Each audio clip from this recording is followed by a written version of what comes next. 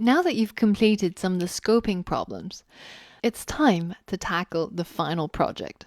This final project is a little bit special because now I think you've got enough experience and enough skills under your belt to actually create this project entirely from scratch by yourself.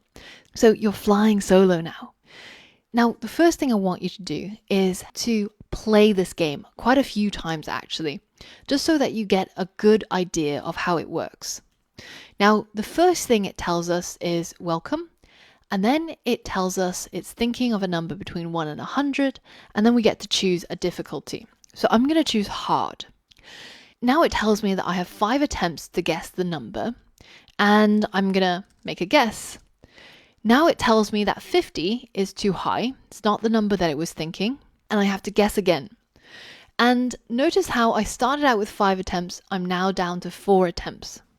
So let's try 25. So 25 is too low, but 50 is too high. So that means the number is somewhere in between there. Let's try 30. Again, too low. Let's try 40. Too high. Maybe it's 45. But I only have 1 attempt left because I went for the hard level. And as expected, I didn't manage to get the right number, and I've now run out of guesses. So I've lost. If we run again, we can try playing this on an easy level. On an easy level, we get 10 attempts instead of 5. That gives us a little bit of extra opportunity. So let's try 50. 50 is too high. 25 is too high. 10? 10 is too low, so it's between 10 and 25. So let's try 15. Now, if 15 is too high but 10 is too low, then we're pretty close to the answer. It's now between 12 and 15. Let's try 13, 14. There we go. The actual answer that it had in mind was 14. And I had 4 attempts remaining to get the final answer, and I managed to get it at the end. Play through this game at least 3-4 times on the different levels. And remember that the easy level has 5 goes.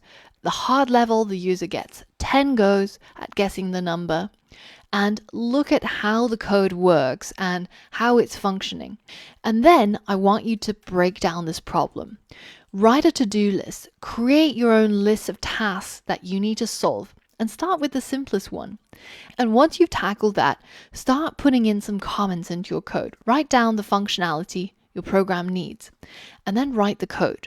And then test out your code and keep going until you've tested it and made sure that it works in all situations.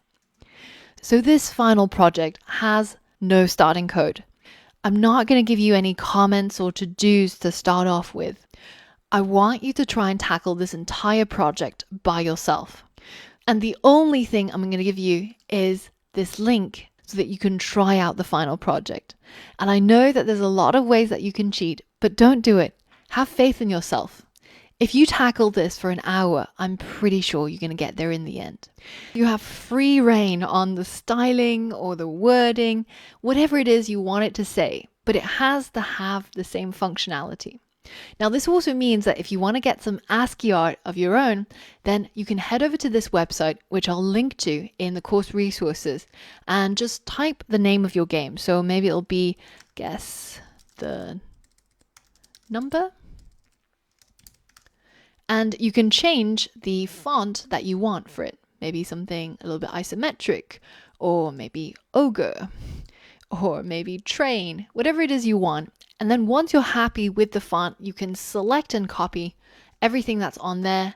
And then inside your project, you can create a new file called art.py and then create a new variable and set it equal to the design that you've got in mind. Now, in order for it to look right, you actually have to create this as a doc string. So 3 quotation marks to begin with, and then 3 quotation marks to end. And then just make sure you have enough horizontal space to display the whole thing in one go instead of it being truncated when you have a little bit of space, and you should be able to see the actual design. Pause the video now and create this number guessing game by yourself as the final project.